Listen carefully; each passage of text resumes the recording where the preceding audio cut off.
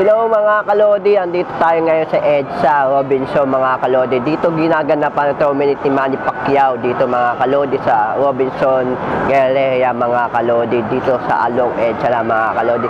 Kaya nakasalukuyan ngayon ginaganap ang malaking tournament dito sa Robinson mga kalodi.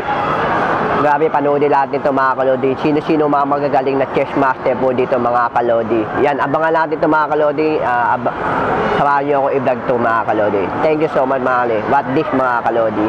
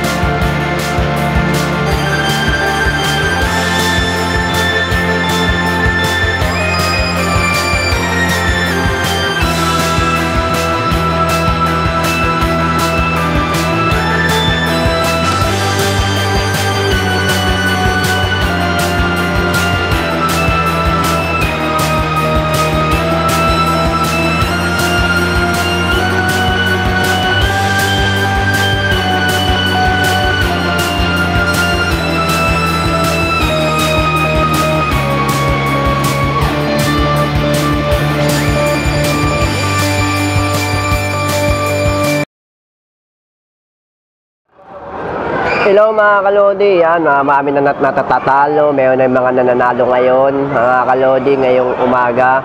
Second set na po ito mga kalodi, mamaya third set, hanggang 6 set ito mga kalodi, hanggang maghapon mga kalodi, ang lawang itong chess ito mga kalodi.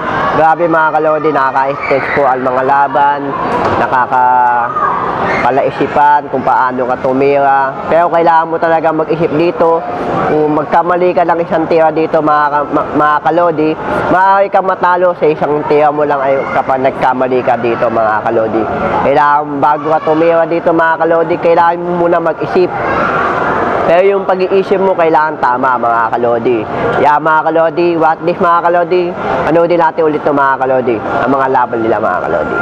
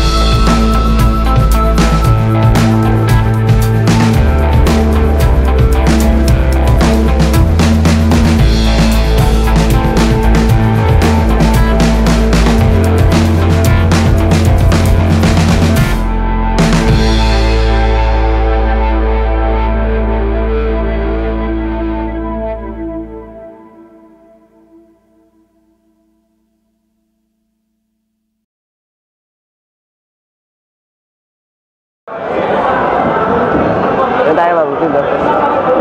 Yan. Tingin tayo sa camera ma'am. Hello mga kalodi, andito po tayo sa Abukid TV Show mga kalodi. Ngayong umaga po ay maghapon na po tayo nandito mga kalodi. Ngayon meron tayo interview isang si ate. Ilan taon na po kayo ma'am? 17. 17. Ano po yung name niyo ma'am? Queen Angeles na. Queen Angeles. Yeah, mga kalodi, interview po natin po siya kung ano yung naging experience po niya dito sa Chess Master po dito. Pinapaganapan na contest ni Manny Pacquiao mga kalodi. So far po wala po akong panalo. Pero na-enjoy ko naman po, especially na may matututunan din po ako with the other players din po.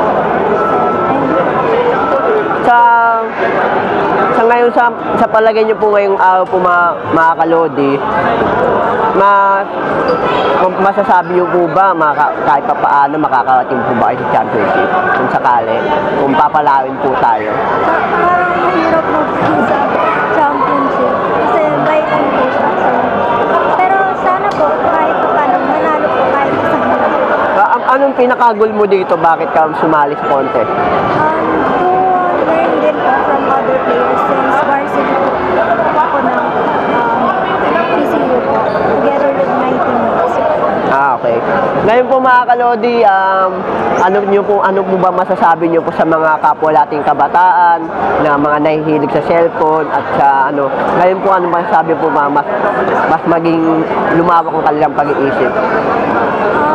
Siyempre po dapat, okay lang naman po gumamit ng cellphone pero dapat alam po how to use it and yung parang limit lang po.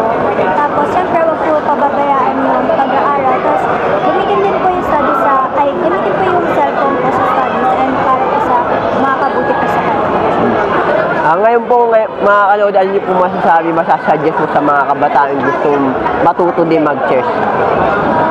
If gusto niyo po matuto mag-chess, go lang po. Pero dapat kapag mag-aaral po kayo mag-chess, dapat may disiplina po kayo. Tapos time management din po, especially for students.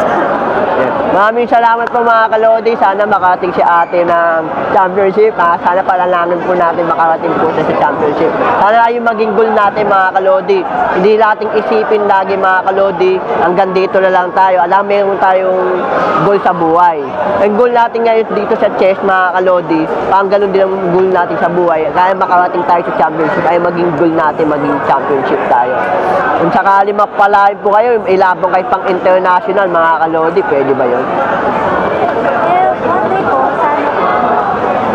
Yun, maraming salamat mga kalodi, maraming salamat po. Thank you po.